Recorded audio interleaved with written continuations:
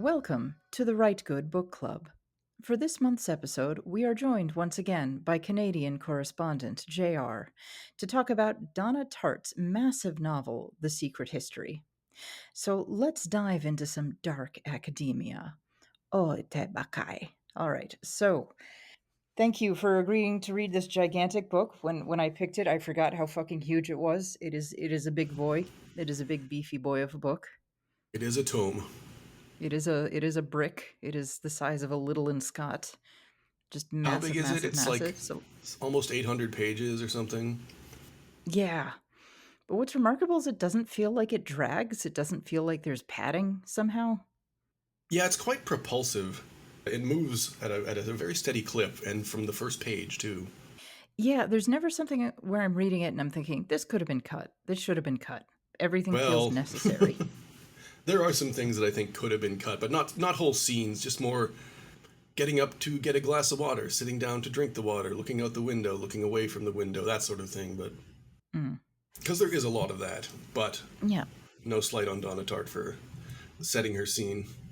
Yeah. Yeah. Just with extraordinary detail. I don't know. I love it. For me, I felt like it really brought it to life. Yeah, I really do love her as a prose stylist. Oh, yeah. Her style is fantastic. It's really sharp and it's really funny. Yeah, she's very witty and very dry. And, I was looking up reviews of this book from the early 90s when it came out, from 1992, 93. Very few of the big ticket reviewers, the New York Times or whatever, they didn't pick up any of the satire. I was reading a No. review by the Baffler, and they criticized the novel for being too self-serious, having no sense of humor, having all the characters, and What? Tart herself be dour. I didn't get it at all. I did not get that sense. I thought it was a very funny book. Yeah, it doesn't. I guess it doesn't wink at the camera, so to speak. Yeah, it's very But there are dry. these It moments feels that are very. just like frankly extremely funny. Just how completely fucking bananas these characters are. Like, there's a moment where one of the major characters is revealed to genuinely believe in the theory of humorism, like the theory that there are four basic elements in the human body, four humors, Yes, poor Charles doesn't know anything. and just a lot of weird little absurdities like that. Or Richard's horror. One of the greatest reactions of horror for him is when he is expected to eat something called a wacky cake. And this is after Which like you can't several even murders have describe. been committed, and like the thing that he finds the most distasteful in this entire novel is like, there's something called a wacky cake which I'm not even going to describe. And I did look it up, and its alternate name is called a chocolate depression cake, which feels like it would make a very good alternate username for social media or something. Chocolate depression cake. It's a good username. And it is a kind of cake made without eggs because, in the Great Depression you couldn't get those. Oh, well, that's an interesting little retro thing as well. And we'll talk about that because there's so many rooted in the past elements of this book. Right, so many. This book is very much about a group of college kids who try to return to tradition, Roman statue avies, blah blah blah, with disastrous, absolutely disastrous results. But for those of you who haven't read it, let's just give you the basics. This book, published in the early 90s, takes place in the 80s, though it feels very out of time, and you'll often just forget that takes place in the 80s. It is set in a liberal arts college, a small liberal arts college in Vermont, and it's very clearly based on Bennington, where Donna Tartt went to school. Apparently, it's a companion piece to The Rules of Attraction, whose author was a college buddy with Donna Tartt. And I've heard that the character called Cloak Rayburn is actually based on him, Bret Easton Ellis, which is kind of funny, considering in this novel he's like a huge dirtbag drug dealer. That tracks. That sounds like a Bret Easton Ellis thing to do. Yeah, that sounds perfect. But let's dive into it. This novel, it's really interesting, kind of structurally, in that it takes a lot of elements from thrillers, from like trashy airport thrillers, and that it's like this group of students and there's a conspiracy to commit murder, and then there's another murder, and then there's fighting and blah blah blah. And it even starts with this prologue where we see the big murder that's going to happen, which again is very much like an airport thriller novel. But at the same time, and it's been disparaging. It's set up like a movie in that sense, like you have a cold open, right? Right. Yeah, The pre-credit absolutely, and sequence is the big action moment. yeah, yeah, and then you lead up to it again, and so we know from the very beginning what's gonna happen, who's gonna die, and all that stuff. So it's been disparagingly called a literary thriller, like, "Oh, it's just a thriller novel with literary style." Okay, but you just described the perfect book. Yeah, Like a beautifully written novel where murders happen, that's all I want in a book. That sounds great. yeah. I mean, the literary thriller is its own genre as well. That's Umberto Eco, The Name of the Rose, Foucault's Pendulum. Yeah. But much more, I think Sorry. it borrows from classical Greek literature, classical Greek theater. That prologue suits the classical tragedies in a big way, in which these tragedies were based on well-known folklore and legends. In other words, the ending is already a foregone conclusion. We know what's gonna happen in this story. Hmm. There's not really gonna be a twist. We know exactly what's going to happen, and that also fits the way that the Greeks believed 100% in fate, in predestination, in soothsaying. So we know Bunny is going to die from the get-go, just in the way that Greek people watching the first play of the Oresteia know that Agamemnon is going to get stabbed to death in the bathtub. They know there's no way it's not going to happen. Cassandra knows that she's going to get killed too, and she still walks into that house. There's no way to undo it, and trying to fight against it is not gonna make anything any better for you. So, and it's kind of interesting in the way that Richard, our protagonist, Richard Papin, operates through this. There's never any point in the novel where he feels like he's really making a choice. There's never a Yeah, point in the novel where he's like, well, maybe I won't help my friends murder somebody. It's just in retrospect, there's a moment where he goes, well, at this moment, I probably could have made some different choices, but it just didn't occur to me. yeah, His life was set on this path, and there were no branches on it, and that was it. yeah. And this sort of extends to the other characters too, or at least how Richard sees them. We get like not too detailed backstories, but we do find out about the backstories, the origin stories, I guess, of the characters like Henry.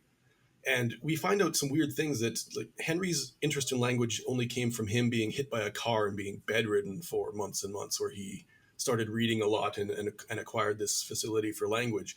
And it doesn't feel like he had much of a choice in the matter either. So all the choices that or all the events and happenstance that led them to being characters in this book, they felt sort of predestined as well. There's not any hint of a person making any choice to become that way. Yeah, or even in the end, in the epilogue, we have our boy Francis doesn't really make the choice like, "No, I'm gonna get out of this terrible arranged marriage." He's just, "O okay." I mean, his closest thing to choice is another very, very Greek thing, which is very another Greek tragedy thing, which is an attempted suicide in the bathtub, I guess, like Agamemnon. But there's never any idea of, "Yeah, I can escape this," really. There was one attempted escape, which was suicide, and when that didn't pan out, it's just, "Well, I guess I'm going to marry this woman who sucks. That's what I'm gonna do. That's it." Yeah, Our closer to modern boy, Richard, tries to urge him, "Don't fucking do this, dude," and he says, I can't. I can't. This is what I have to do. That's it." well, every time they do, are they make decisions, but not moral decisions. Richard has to make the choice to join the classics group, and then they have to make the choice to kill. I don't know. We're spoiling it anyway. To kill Bunny, Yeah. Yeah, we're but spoiling all the this book. choices they make. All the fire spoils the book. Why am I No worrying about way. spoilers in the book club? But yeah, all the choices they make serve to get them into further trouble and not to extricate them. Everything it feels fatalistic that way for sure. At no point do they make the choice to Right. not get in trouble or to not make the worst decision possible. And it feels like, I mean, is there any other choice than what to do with Bunny? I guess it's go to jail or kill him because he's not gonna not fuck things up. Oh no, he's the weak link. He's the bitten by a zombie guy in the bunker. Now, you said in the outline, this book also has a lot of links to Brideshead Revisited. Yeah, that's a book by Evelyn Waugh. It's a how do I even describe it? The main plot of Brideshead Revisited is about a middle class outsider, this young guy, Charles Ryder, who joins this clique of like a family of this rich gentry called the Flight family, and they pine for the glory days of English colonialism and aristocracy. and they are heavily Catholic. And oh, kitty, kitty. Anyway, Charles has this Hey, like Harley. Yeah. Charles ends up having this very close brotherly but also ambiguously gay relationship with Sebastian Flight, who is like the scion of the Flight family. And at the time the Secret History was being written, there was a ton of literary criticism and like a hot literary topic of the late 80s. Are Charles and Sebastian gay or not? This was a big deal. So I feel like that informed Donna Tartt on some level. She must have been aware of that argument and was maybe commenting on it directly. So some of the names even are similar. Charles is a Charles in the Secret History. Mm, And one thing right. that, And who did have a same-sex relationship with another character. yes. And the Brideshead Revisited is also a very Catholic novel. Evelyn Waugh was a Catholic, and there's a lot of religious topics within that book. And I think we could discuss that a little later when we're talking about the classical paganism in the Secret History. But there's an interesting commentary that I think is going on with that. Mm. Yeah, yeah. Well, we can definitely get to that later. Now, there's something kind of interesting too. Classical theater had a limited number of actors on stage. It started just with like the chorus, and then you had one actor, and then you had two actors, and then three, and then four. And I'm not sure if that ever got up to five. It might have gotten up to five total, like way after a long period of time. But there's also a limited number of classics students in Julian's classics group, and when we get the new guy, the old guy, through sheer coincidence, has to go. And there's also this interesting thing that happens where it's very, very rare that everybody's like together for very long. Mostly it's one guy Hmm. running somewhere off in the background, and then somebody else runs it and goes like, "Holy shit, dude, what just happened?" There's a lot of action happening off stage, so to speak, which again in classical theater, so many of the old tragedies are consisting of a messenger running on stage and saying like, "Holy shit, dude, some crazy stuff just happened. Let me tell you all about it. Let me just describe the action off stage," because actually making it happen would involve a level of special effects that were not available in the year 200 BC or so. And Yeah, also I don't there might have just been a there might have been an aesthetic preference to against spectacle, perhaps, that at least in Greek times. it's interesting that I think you're really on the right track with that. And I think it's really interesting to do that in the form of a book because, in a novel you can have as much spectacle as you want, but as a deliberate tactic, it makes the setting feel much more claustrophobic where Richard isn't really involved in the action, but he's sort of stuck in his role as a listener. He doesn't get to participate in the expansive sort of things that happen. Right, and he's in the dark, just completely confused, leaving us in the dark, which also allows us to play with ambiguity. I mean, if we had gotten to witness the Bacchanal directly, I we would know, did Dionysus show up? What exactly Hmm. happened? And I think that would kinda be make the book a little bit less interesting. Yeah, it would. I don't know about less interesting. It would be a very different type of book. It would almost probably be like an Right, Arthur Machen like horror story of people trying to come to grips with the old gods. right. In this case, there's just enough ambiguity or enough uncertainty where you're going, "Wait, what? Did it work? What exactly happened? Who why how did Camille end up with only her hair covered in blood and everything else fine?" Yeah, there's it's a I like how Great. the Bacchanal is described. It's like it is ambiguously supernatural, but it never really tilts one way or the other. And of course, drugs are involved, so there's plausible deniability about what people are seeing. And I do Right. like that. It leans almost into sort of a cosmic horror thing, but never actually tilts that way. No. No, maybe Richard is just a little too footed in modernity and normal suburban Americanness to totally let himself go into that. I mean, there's a reason they Mhm. chose not to involve him and not to involve Bunny. So we should probably talk about the Bacchae. This book draws very, very, very heavily from certain ancient Greek works, and one that it draws very heavily from is The Bacchae by Euripides. It's a play about the cult of Dionysus. So I'm going to sum it up quickly. A king named Pentheus hates the cult of Dionysus. He believes that Dionysus is not really a god. So his mother was one of Semele, that's Dionysus's mom's sisters. And what it was is that Semele got knocked up by Zeus, as many mortal women did. And when she told people, including her own sisters, they accused her of just making it up, saying, like, you didn't really sleep with Zeus. You're just a slut, basically. So Semele went to Zeus because she was really upset and people were like shit talking her and demanded that he show himself to her in his full glory, which killed her. She kind of exploded, more or less. And Zeus gestated Dionysus in his thigh. So now Dionysus is out and about. He's got a cult of Bacchants doing like crazy shit in the forest, and now Semele's his mother's like his auntie Agave is in Dionysus's cult, and that's Pentheus's mother. So Pentheus's mother is this crazed feral woman who's embarrassing the shit out of him, running around feral in the wilderness, worshiping this false god. Dionysus tricks Pentheus into disguising himself as a Maenad, as a crazy woman, to spy on the Bacchae, and the Bacchae end up tearing him apart, believing him to be a lion. And his mother carries his severed head around, bragging about, look at this cool lion I just killed, while everybody else is like, holy fucking shit, that's your son. You just ripped his head right the fuck off. You're crazy. Mm. I think this one also draws heavily from the chain of blood or the chain of vengeance from the Oresteia. That is a series of tragedies by Aeschylus, basically about people murdering each other back and forth. Agamemnon, whose dad seized power by killing a rival's children and feeding the children to their oblivious father, he sacrifices his daughter, Iphigenia, I'm mispronouncing this, so that he can win the Trojan War. So he goes to Troy, sacks everybody, brings home Cassandra as basically a sex slave, and his wife, Clytemnestra, I'm probably mispronouncing that too, is really, really mad because it's like, dude, you killed her daughter, and now you're bringing home a side piece. Like, come on, man.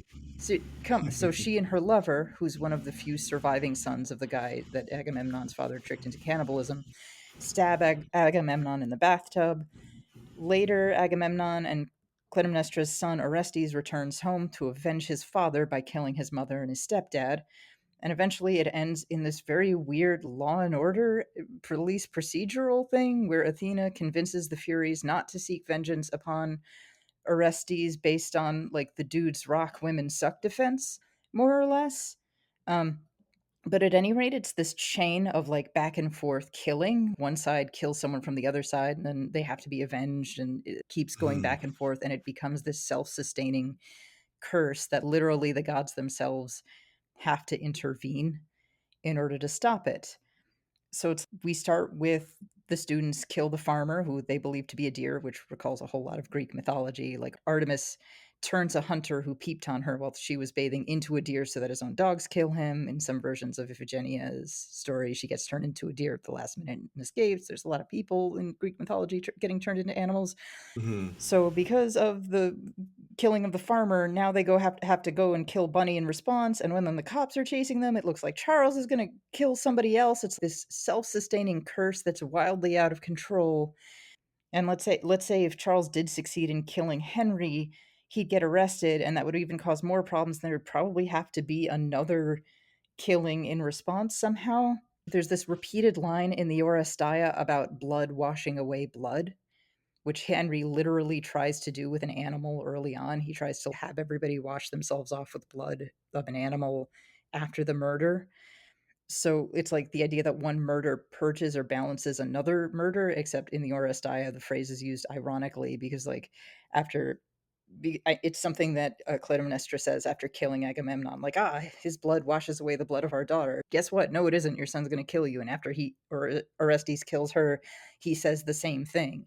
But then the Furies chase him out, which again, the Furies represent this older form of religion before the Greek gods came to ascendance. So that's another like Mm. return to tradition and rejecting the old ways. So in this one, the balancing of the scales, it's kind of interesting. There's no intervention by the gods. It's Henry's act of suicide that balances the scales. It's simultaneously like an act of murder, but the murderer himself is instantly killed because he's Mm. killing himself. So it's kind of two birds, one stone, which I have to wonder, maybe that's why the gun went off twice. Mm. There's some, I'm guessing there's some sort of symbolism in there. So so there's Yeah, maybe. a whole lot of Greek shit in this book, which I find absolutely fascinating and really interesting in sort of a modern twist of it. Yeah, all Greek tragedies and the Shakespearean tragedies that sort of followed, they all end with the death of the protagonist, the revenger, or the person who's been Right. cursed. So yeah, well, you were saying you noticed a lot of animal imagery and motifs in the book. There I is a didn't notice them ton so of much animal imagery because, in this book. well, I didn't really notice it. But as a side note, I did like the scene where they try to sacrifice a piglet, where they do sacrifice a piglet and then bathe in its blood to balance the blood. And that's just another interesting thing that Richard doesn't get to be part of. He just hears about it and then he has to accept it. Oh yeah, these are the people that kill piglets and bathe in their blood as part of a Roman or Greek tradition. And he just accepts Right. that casually. Like There's they never come back to that at all. It just happens. He's like, oh, that's what kind of yeah, people you are. Okay, cool. or remember Henry's experimenting with poison on that dude's dogs? Yeah, the boxers, He the like poor poisons a dogs. dog. He Yeah, he's like, poisons no, a I'm just fucking testing out how dog. to do it. And Yeah, then and Richard's Richard just like, kind of oh, rolls with okay, it. fine. Makes sense. And there's this one scene where he's driving with is it with Francis and they nearly run over an animal that's running around in in the darkness outside and it's like doesn't really get recalled or doesn't come up again, but there's so much animal motifs over and over and over again. Yeah, Like the it's interesting. member I of the noticed group they that. kill is named Bunny. He's named after an animal. Yep. And I do like that description That of the is a animal that they see choice.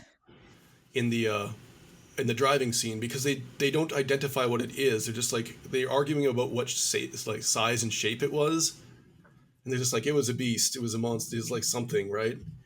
I love that, and they never come back to Right. it, and you don't know what it is. It could be the great god Pan. It could be Dionysus. You don't know. Yeah, it could just be someone's fucked up dog. We have no idea. I like that kind of ambiguity. So, oh yeah, I really appreciate that. And even I mean Francis is referred to as fox-like and very vulpine or vulpine over and over and Right? over Yeah, again. yeah. There's tons and tons of animal imagery, which is very much a Greek mythology thing. People are constantly turning into animals, and animal sacrifice was widely accepted, completely normal, totally cool in that society. It's interesting that you say that about Francis because I didn't overtly notice the animal symbology because I wasn't really looking for it, but I guess it bled into my head because I started thinking of Francis as being like a fox guy almost, like a yeah, like you say, a vulpine looking, almost like a the red hair and everything. It's interesting, but that was subtle enough for me not to catch overtly, but my subconscious did. Right. Yeah, he had a narrow angular face and red hair. He was this fox-like little guy. But animal stuff aside, everybody in this book is out of time in some way, living a Hmm. lifestyle that would be fine in classical times but isn't anymore. Homosexuality or bisexuality, incest, sleeping with a student. It's strongly implied that Julian and Henry have a relationship that goes Oh yes. beyond, a normal student teacher relationship. There, I mean, Richard walks out on them making out pretty much and is like, huh? Clueless Richard having no idea. Henry's lifestyle of just not having a formal schooling. He just has this very weird education, which was fine back then. A rich guy could just kind of study whatever. You didn't have a school system. Even Bunny's lifestyle, believing that it's vulgar to work for a living, even if you're in an educated, high status position, that is very much a classical belief. The idea, like, what? You have a job? Ew. That money is dirty if you had to earn it. Oh, absolutely. I mean, That is I think I absolutely a wrote that down. classical belief. Yeah, it is. It reflects the Greek and Roman social castes, and we'll talk about that a little bit later too. Yeah. And they're not just out of time. They're out of time in a lot of different ways. Like Henry somehow doesn't know about the moon landing and couldn't believe it. Like he thought Richard was making it up. Charles believes in humor theory and has Yeah, to there's a ask lot Richard of about like, no, germs exist, Charles. Charles, you yeah, they're germs are completely real. That's clueless about that's not how the human body fucking works, Charles. yeah, they're completely clueless about anything modern. Anything that happened in the 20th century, they're literally out of time. Like they don't experience the 20th century in almost any way. Yeah, you mentioned this, but, for a novel set in the '80s, there's weirdly little engagement with pop culture. You can easily forget that it takes place in the '80s until these little moments like, oh, they Richard has to go to the movies to and there's a movie called Field of Shame, which is clearly about the Vietnam War, and to me sounds very much like it was modeled after Platoon, and there's a character that watches MTV, and Richard thinks like, "Ugh, this is gross. Ugh, I hate this." Yeah, he doesn't really understand. Richard sort of gets to see from the outside like 80s pop culture and like 80s modern people. And there are things like he runs across some students that are playing hip hop from a boombox in the on campus. And he sort of knows what it is, but he doesn't talk about any of it. And none of the characters have favorite movies or bands, or they don't engage with like current pop culture at all. They're just completely ignorant of No. it. And Donna Tartt herself seems to be at pains to erase what the actual date and the actual time and when she actually refers to like a distinct event or a current event that happens, it almost seems like a slip up. There's one thing that I'm thinking of when Julian talks about this thing with the Israeli government, which is obviously based on Right. Iran and the Iranian Revolution and the fatwas they put against people. And then I think it's Julian, or no, it's the dean who comments on Julian being the Salman Rushdie of Hampton College, and that's really interesting Right. because you can pinpoint the date because Salman Rushdie had the fatwa put on him after the Satanic Verses came out, and that was in like 1989, right? So the book probably has to take place either then or a couple of years later. And for a book that's like Right. almost 800 pages long, that's nothing to go on. Like this, so she's deliberately trying to make it a vague time and place, Yeah. especially There's also compared to someone like descriptions of characters' clothing, which is so odd. He repeatedly mentions how these characters are wearing suits like it's not a big deal. Like, that's pretty fucking weird for college students to wear suits. In the yeah, '80s, I don't think that was normal. not unless you I were playing don't in think like a that was new wave normal. band. I mean, if you're Depeche Yeah, Mode, like, maybe. just to regularly wear suits all the time. Yeah, and we can No assume one's that they wearing are like sneakers. old cut suits as well. Like they do talk about getting tailored and the fancy sort of made up brand names and stuff, but they're definitely not into 80s fashion or anything contemporary. And that's another thing that I think is No, no really one's interesting wearing compared blazers, to, getting their no one's using hairspray. yeah, but that's something that's really interesting to me compared to Bret Easton Ellis, who is entirely the opposite direction. Oh, Like his absolutely. He his fucking equally is his everything equally is pop shallow culture. and He yeah, but his equally shallow and vapid characters are just the entire. They're obsessed with the contemporary landscape. They're always referring to bands and things they see on TV. right, they have nothing else. Yeah, and in a way, like Yeah. with the way they use the classics in the Secret History is the same. Like they just don't have much of interior lives. So that is their pop culture. All No. these like old literary references and stuff that they make. Right, right. Now, there's also an aspect or speaking of being out of time, I almost felt like Bunny's big sin was being out of time, but in the wrong time. Like he's this weird 1940s guy. The way he Yeah, talks is full of old boy, old sport. He drinks fucking malted milk. he's gonna get in his jalopy and drive to Riverdale. Like you could absolutely see him being one of Holden Caulfield's shitty classmates. Oh yeah, I feel that may come from Brideshead Revisited as well. There's an interesting parallel there because the characters in Brideshead Revisited, the Flight family, they are also out of time. They're like relics of the aristocracy, and they really wish they could go back to that time. But it's funny because in Brideshead Revisited there are some disparaging references to people wearing pince nez glasses and things like that, and that seems to be the era and the type of people that Bunny is modeling himself after. Right.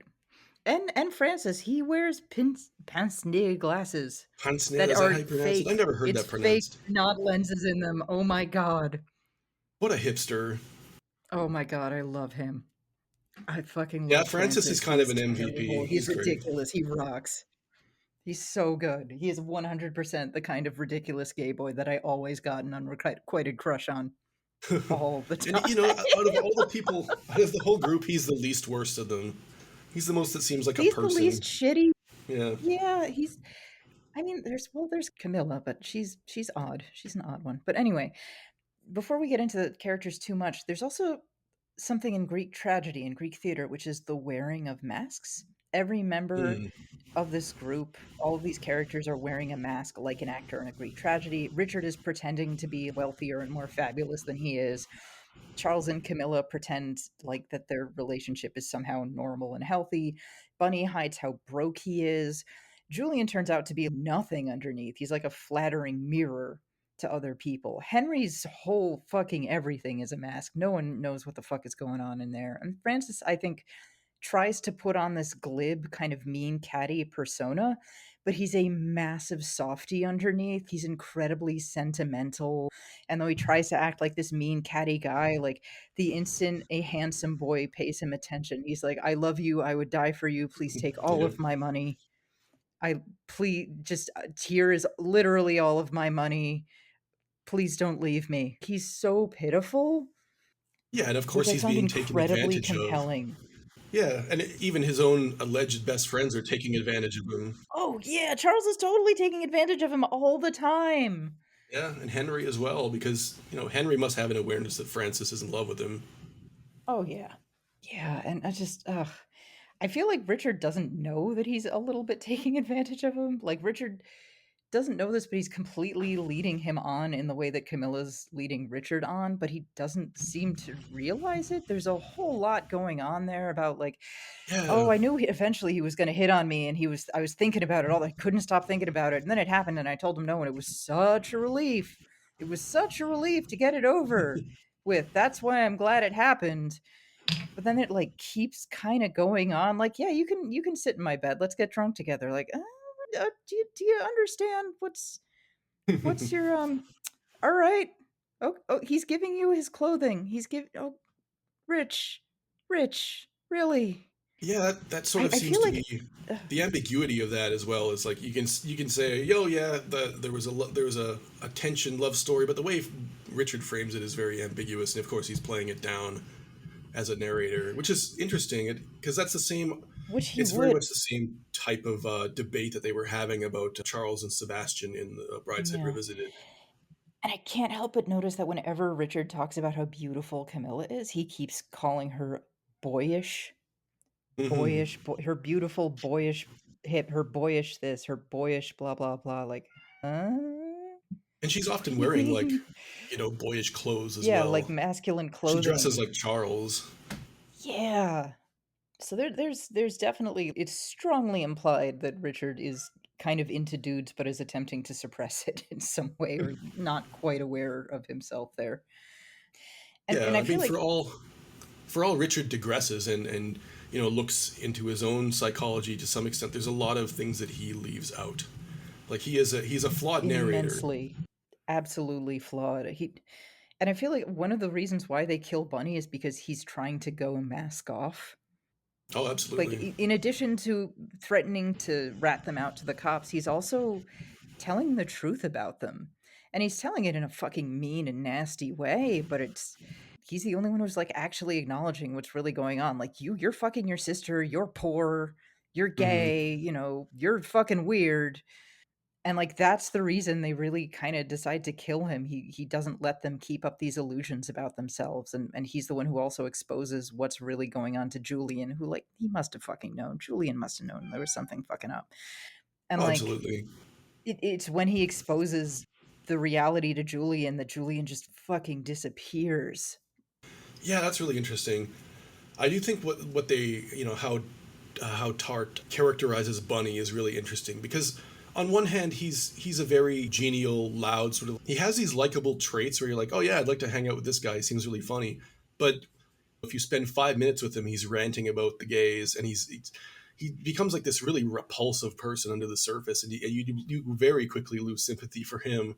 And so when the time comes for him to be killed, like the reader is on their side, not on Bunny's. He's an Oh, asshole. He's a yeah, monster.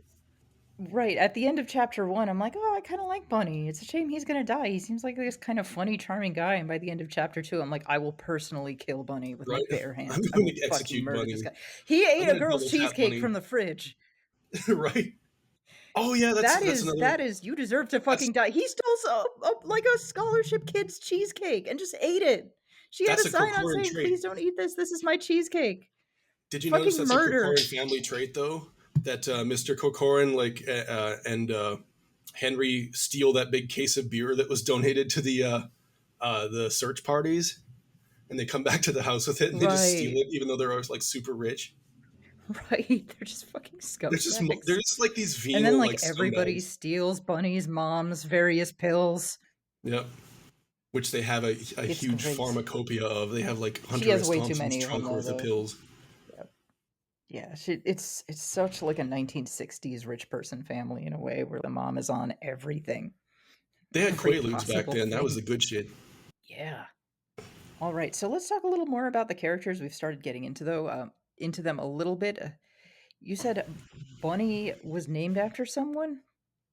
Yes, Edmund Bunny Wilson, who was I think he was a British literary critic.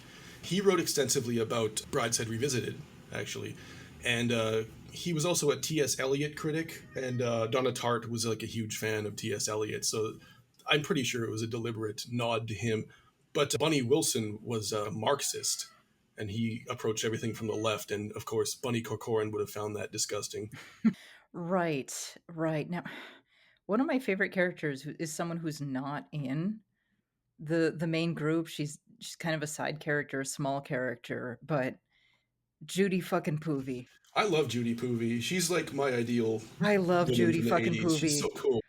She rocks. She's awesome.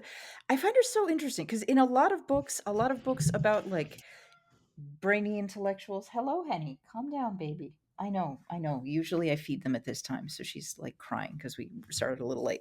But Oh, Bean. um usually in pop culture in stories like this where somebody's frustrated with the modern world, they whip out a character kind of like Judy Poovy, who's usually a young, attractive, kind of ditzy woman to represent everything wrong with modernity, right? Yeah. Yeah, you see that in movies of the time too. Every alt-right meme has this like modern woman who sucks. She's drinking yerba mate. She's awful. And She's going out partying and doing every like, drugs and oh, being a hoe. look at this Like you see shitty this in cheerleader. Look at this bitch who listens to pop music. Like every yeah. single, She cares about fashion. I hate them. She does makeup. What kind of a shallow bitch cares about the way she looks? Now stand aside and watch me judge every female character based on her appearance, like Yep. every single so many of these things have that kind of character, this sort of in touch with pop culture kind of cool girl is like she's so bad, she's a symbol of modern society's emptiness and Degeneracy. blah blah Yeah. blah. And in the beginning, That's what Richard thinks at the beginning. oh yeah, and there's that jealousy too, and that these books are written by weird nerds who like wanted to fuck that girl but couldn't, or if it's written by a woman, it's often written by the uncool girl who's a bit jealous, to be honest, that like, man, why can't I be hot and popular like that bitch? But Yeah. but and that's what it looks like at the beginning with this character, but as the novel progresses, she becomes probably one of the most decent people in this, Yeah, right? she's Like like she's almost like a actually moral center. She would be disgusted right. by what's going on behind the scenes. She's a nice person. She's a sweetheart, and she introduces Richard to a better life. Right. Like when his friend dies, when Bunny dies, and for all anybody knows that this was just an accident and this guy just lost one of his few friends, like the other classics people just disappear on him. To be fair, Mhm. Henry's got to deal with the Cochrans and he's got to deal with his things, but like Charles and Camilla just sort of disappear. Francis just goes off to the cabin to live with his aunt. No one offers to give Richard a place to stay or to help him Oh out. yeah. No one says, "Hey, I know you're Californian. We're on the East Coast. Your family's super far away. Why don't you stay with us?" They just fucking leave him Mhm. alone. And, like, Judy Yeah. actually looks after him. She sits Shiva with him. She does it in her way, which is like, "Let's eat snacks and drink and watch MTV," but that's a really sweet thing to do, and she even brings a couple of Oh, cute girls absolutely. who are very much his type to keep him company. Right. Like, she is a And sweetie. at the end of the novel, Richard he spends a lot of time dating one of those girls that Judy introduced him to. Yeah, and she's constantly You trying to don't be see the like, "Dude, come on, let's go to a party, get laid, come on," and he's like, yeah. modernity," and the one time when he actually goes to one of these parties, he has a great time. It's fun, it's normal, he dances, he has a good night with a pretty girl. It's fucking great. And it's like, "Richard, these are the people you've been avoiding, and they're lovely." Hmm. And I loved that aspect of the novel because 'cause I'm thinking of how many of these stories about an isolated person who doesn't fit into the modern world, where it's like, "Well, the modern world is completely awful, and he's so much better than everyone." And it's like, "No, you are at least in part the problem." Yeah, okay, modern culture's kind of vapid, but that doesn't mean that everybody who watches MTV is a subhuman monster, for Christ's sake. Hmm. Which, Richard does find out eventually. If the worst thing you can say about a woman is she likes Madonna too much, that's not really a bad thing. No. And even Cloak Rayburn turns out to be not so bad. He's a douchebag, but Yeah, not like an evil like, douchebag. He's just kind of a yeah, weird he's little like a guy who likes standard drugs. variety douchebag. Yeah. He's like a petty, normal douchebag, He'll and be your in his friend. way, He'll him like a stand-up stealing guy. like, in his way, stealing pills from Bunny's mom to give to Richard is him trying to help. Yeah, it's the only way he knows how. He's a It is drug the dealer. way of That's what he his does. people. Yeah, but he's like but he gives him shit for free, and he, like, gives Charles some weed for probably for free or something, which is, like, a really Yeah. cool thing to And he do. advises Richard on He did like what not have kinds to of go to drugs that there are. funeral. Yeah, exactly. He didn't have to show up. I mean, he ends up, like, leaving before he gets to the wake at some point, but it's like, you know what? He didn't have to go all that fucking way. Hmm. Well, Cloak Rayburn's also like the first to crack in front of the FBI and talk about the New York association that Bunny is supposed to have had, but in the end didn't. It was just Cloak Rayburn's fear of working overtime. But he's the most sensitive, right? Right, He couldn't because he he's could just he like a couldn't put regular on the same dirtbag as opposed to the sociopathic, fucking crazy Henry. shit that all these other characters are. Yeah. Henry, oh my god, we gotta talk about Henry in a minute. But I love Cloak being interviewed in the press saying, "Bunny was a stand-up guy who definitely wasn't involved in drugs." Just like, "God damn it, Cloak, How you're could any so like bad at this." and how could any reader in the early 90s like read that line and not know that it was a comedy or not know that it was supposed to be funny? I don't get No. the people who call this book humorless. I don't understand them. I don't understand, it's really There's so funny many and absurd. there's so many lines and there's so many little almost like cringe comedy awkwardness that just it really works. It's really funny. Yeah, And there's little the things like tension, the gulf between who these characters try to present themselves are as versus who they actually are is fucking hysterical. They there's a think part they're where so cool and sophisticated, and everyone else is like, "Who are these fucking weirdos? Jesus Christ." Maybe Judy Poovey is the chorus. There's always gotta be a chorus or something. She's normal society, and the first thing she says about Henry is like, "Yeah, that guy's fucking weird, man. yeah, like a normal person would notice that. There's a That funny dude's part that super weird." We have not talked about Henry enough. Henry is such a fascinating character in a lot of ways, and I'm definitely not going to be the first person to say this, but Henry strikes me as being very on the spectrum. He just it just happens that he's hyper focused on invoking the god Dionysus, which is a shame. If he'd been a more normal person, he could have just gotten hyper focused on trains and everything would be okay. yeah, and it's Julian that puts them on to this. I Oh don't yeah. know what his role quite would be in classical mythology.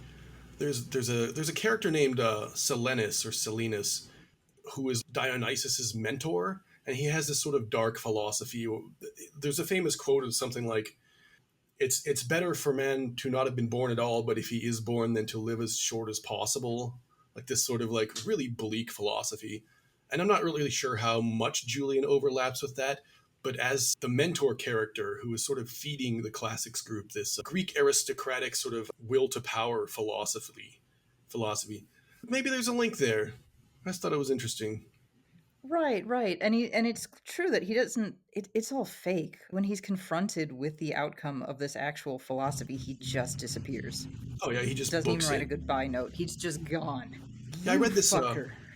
I read this retrospective. I think it was called I don't know, The Secret History at 30 or something. It was actually a Gawker article that talks about Julian and Silenus this way, and that also got me thinking about the novel's Catholicism. or the absence of, I guess, because Evelyn Waugh was a Catholic author, right? And Brideshead Revisited was a heavily Catholic book.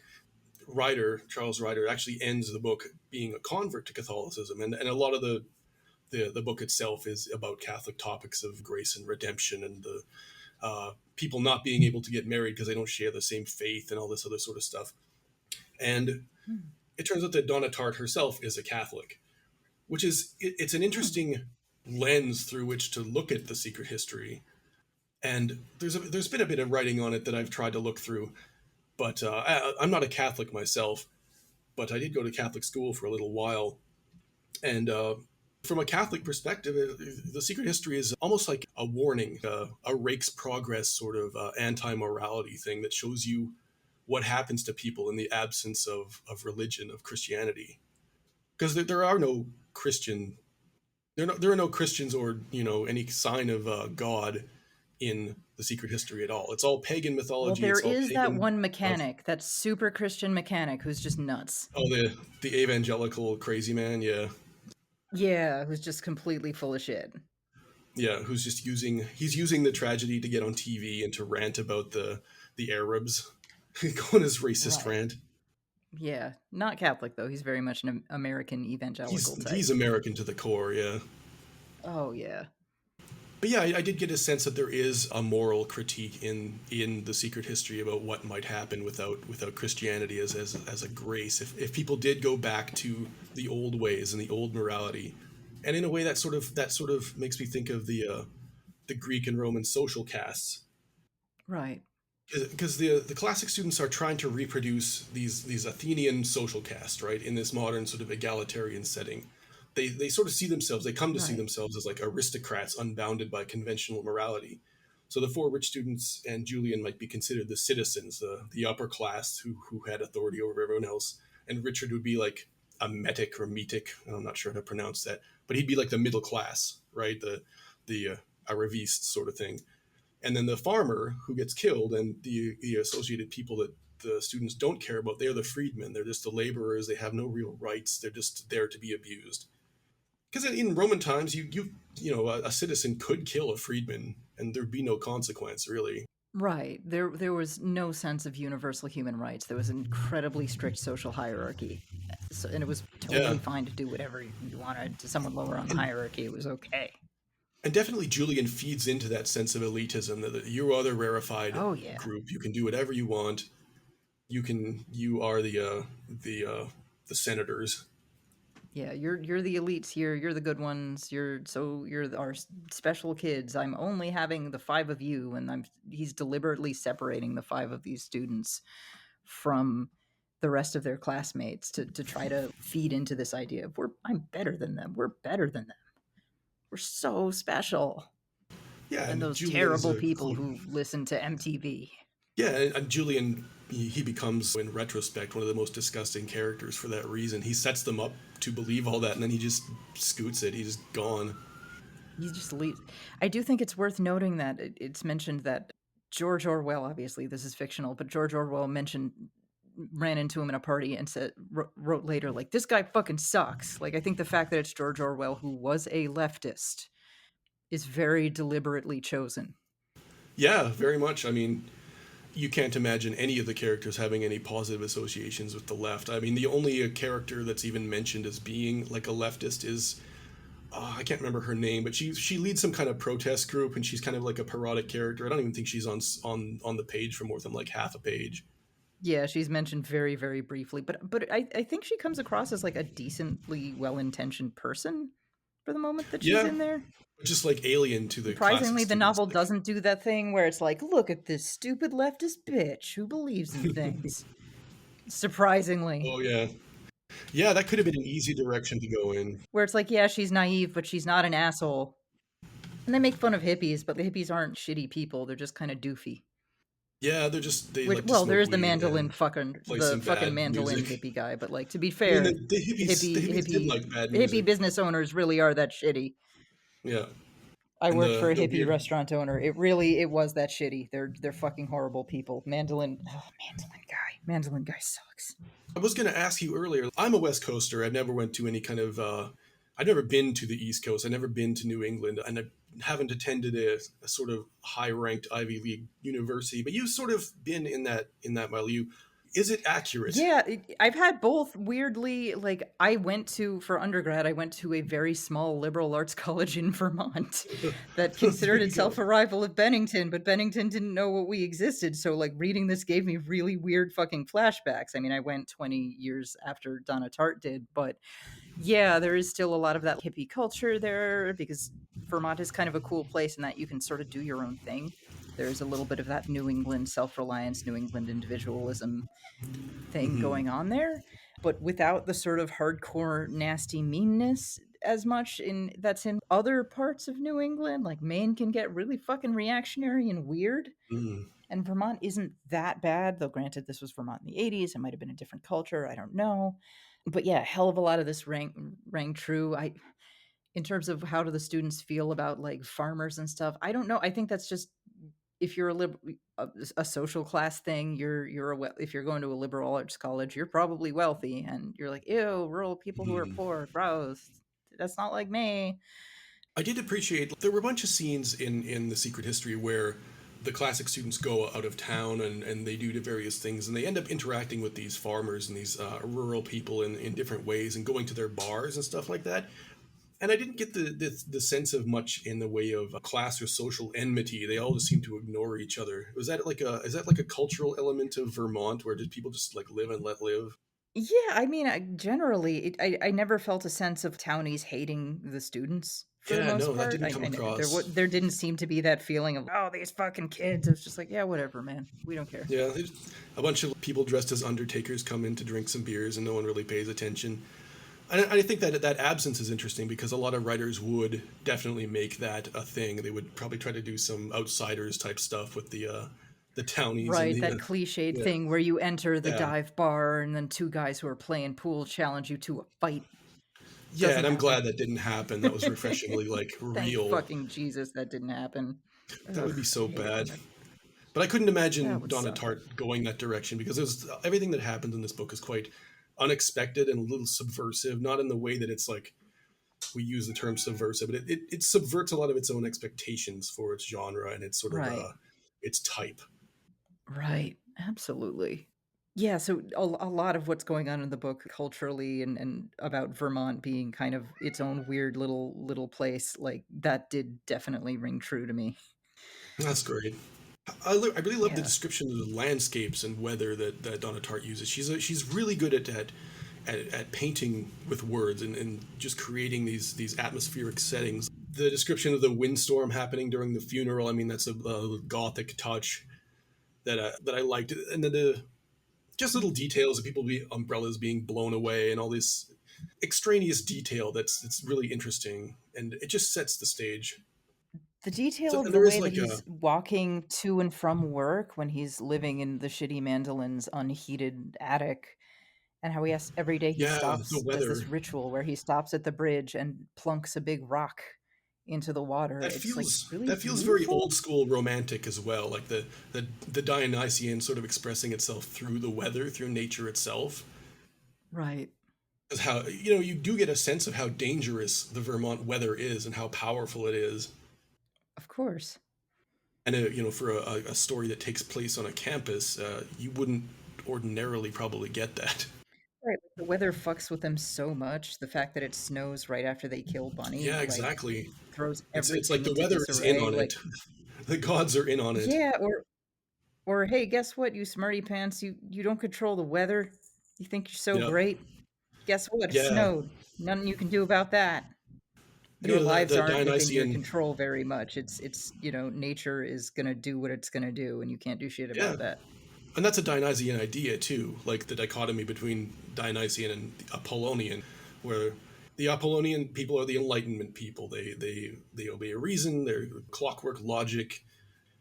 They're the reasonable types, and the Dionysian or the romantic ideas or powerful emotions, Right, re- releasing yourself to nature, to natural law and natural morality, which is oftentimes no morality at all. right. So you get these really self-possessed sort of stick-up ass people like out and struggling in the weather, and all their plans are subject to fate, and just because it is faded. It's very gothic in how just the world, especially the snowstorm, to me is the big clue to that. That it doesn't feel like an accident. That was done almost like for spiritual reasons. Right. We're gonna complicate this issue, and Yeah, gosh. Now, I think there's a lot to say about this attempt to return to tradition, but I think there's a little bit of poking the book does of saying, like, well, you keep wanting to return to these traditions because you think that would enrich your life and make your life more happy and meaningful, but you're kind of already there. Like, after the death of Bunny, the campus engages in its own bacchanal ritual of grief, and the figure of Bunny becomes almost this mythical figure. People yeah, have memories of him that absolutely never happened. People swear they've seen him. They have visions of him after he's dead, and they're not real, but they're just as real to these people as Dionysus was to the Bacchae, to the Maenads. And it's yeah, kind of like, well, you're trying to go back to this sort of old Greek way, but you're already there, buddy. yeah. They're trying to create a mythological figure out of Bunny. The accessories are different, but the people really haven't changed that much. Yeah, exactly. There are sort of little bacchanals in the campus as well. Like you have the parties with the firelight, the burning stuff on the campus grounds, the people getting their ecstatic frenzy with the music. They're all having their own little Right. rituals around Bunny.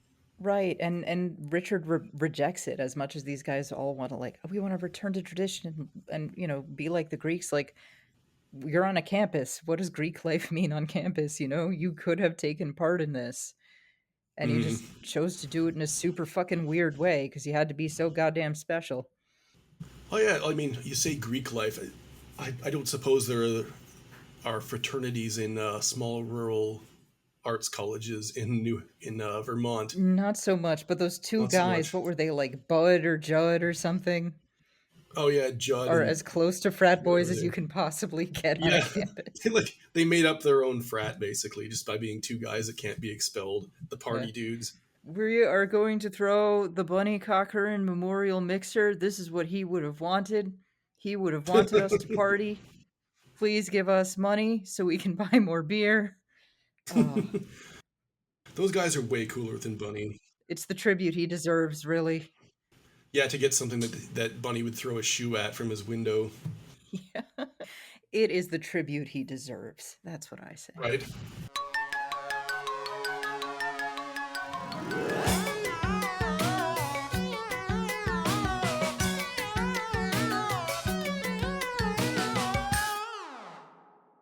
So what else do we have to say about the secret history? I guess I could say one thing I could add is it is interesting while it's very clearly showing us why this is a bad idea, we do kind of understand why Richard is attracted to it. When you first meet these characters, they are kind of interesting and have this mystique. Hmm. And 80s pop culture was incredibly vapid and annoying. I know we all have 80s nostalgia now, but it was actually really fucking shitty and incredibly homophobic, and most of it was just bad sitcoms and really bad bland pop music. Everybody remembers the good pop music and Kate Bush, but Kate Bush was a little bit counterculture. The actual top 40 was Olivia Newton-John's Let's Get Physical. Like, really fucking awful, bland, annoying pop culture. So you can kind of see why you'd want to get away from that, and what glimpses we get of Richard's family and upbringing sound pretty crappy, like that awful, boring suburbanness with his dad who's kind of a jerk. You can kind of Oh see why yeah, he wants to escape it in a way. absolutely. Piano California sounds like a hellhole. It Not just not a sounds rotting like lousy. dystopian hellhole, but a suburban hellhole, which is pretty much as bad. Yeah. But the thing that I think is kind of interesting is that Richard's middle class suburbanness, the thing that he's trying to flee from, his lack of aristocracy, is really the thing that saves him. Because at the end, the surviving members of this crew, like, they're non-existent. Camilla is living alone with her auntie, just taking care of Yeah, her auntie. Camilla basically became the lady from Grey Gardens. That's a tragedy. Right? She's the lady from Grey Gardens. She Charles is really just an is. alcoholic. Yeah, That's all or he's even is Charles doing. at the end. Like, He's just, Francis is trapped in this terrible relationship. yeah, his beard marriage or whatever. It's terrible. Yeah, just awful. And like, Richard is the only one who has had to support himself in any way, so he's the only one who knows how to do this shit. And Hmm. he doesn't really have Henry to guide him, but he doesn't exactly need Henry to tell him how to live his life. So he's like, "Yeah, sure, I'll just get a job and shit, whatever." Yeah, I None mean, of the others know Richard how is to the only do person who that. can survive in the modern world. Can you imagine the others knowing how to pump gas or do anything for themselves? Right. Ugh. Okay. So I think we've been talking for about an hour. So why don't we Hmm. start winding down? Any final thoughts, questions, comments about The Secret History? Oh, it's hard to encapsulate. I really loved the book. I think it was fantastic. I think it was Yeah. always a pleasure to read. And Donna Tartt, of course, is a great stylist, just on a prose level. The ability to write a cracking line or a great description of a person or a place. And she is clearly very excellent writer, just as a literary pleasure. Yeah, I was so worried because I'd forgotten how long this book was, but everybody in the Discord was really engaged with it, and were mostly engaged with how would you murder Bunny? How what Pretty method much. would you use to murder Bunny? Would you use How slow mushrooms? and Would mean you would do it the be? Henry thing and like turn it into a logic puzzle? Would you use a Hmm. shovel? How would you kill Bunny? My answer is I would put a poisoned cheesecake in the fridge and label it, "Please do not Do eat not my eat. cheesecake. I am Mary Jo and I am on a scholarship." And then I would let nature take care of itself. Yep. Just get some botulism. Plausible Yeah. deniability. You didn't do it. Yeah, exactly. Put the pink sauce on a cheesecake. Listeners, write in Feed with it your to comments. him. How would you kill Bunny? How would you kill Bunny? Sound off below in the comments. How would you kill Bunny, by the way? Hmm. I like your idea. Henny, how would you kill Bunny? I could feed the remains to these cats. Henny would eat them. Yeah, Henny she's would just ready. prevent She's Bunny ready from to eat a whole sleeping. ass person. He'd die of insomnia. Yeah. Oh, yeah. Okay. So my cats are screaming at me to feed them, so we should probably wrap Oh, this up. Where can our listeners alrighty. find and support your work? Well, my work is currently on my Twitter account. That's all. That's my only public work at the moment. Although I am working on a novel that's not like The Secret History. But I do a podcast called The Pod Hand, which will return. I do promise that. I will be upon that in the next month. Right. And my Twitter Great. account Well, is thanks Corgi for Hell if you want to read my bullshit. yeah, if you want to read some very good shit posting. Yeah, that's Excellent about it shit for me. posting. Okay, well, thank you for coming on and for reading this enormous, huge book. Yeah, it was a pleasure. Thanks for having me. And thank you all for listening and supporting us. That's all for this month's episode. If you haven't already, check out the Discord. Until next time, keep reading and keep writing good. This has been Rite Good with Raquel S. Benedict. Hosted by Raquel S. Benedict and produced by Matt Keeley for KS Media LLC. Theme song by OK Glass. For comments and concerns, please write to us at writegood@kittystasis.com. That is RITEGUD @kittystasis.com. If you'd like to support us, please visit our Patreon at patreon.com/writegood. This has been a Kitty Sneezes production. KittySneezes.com in color.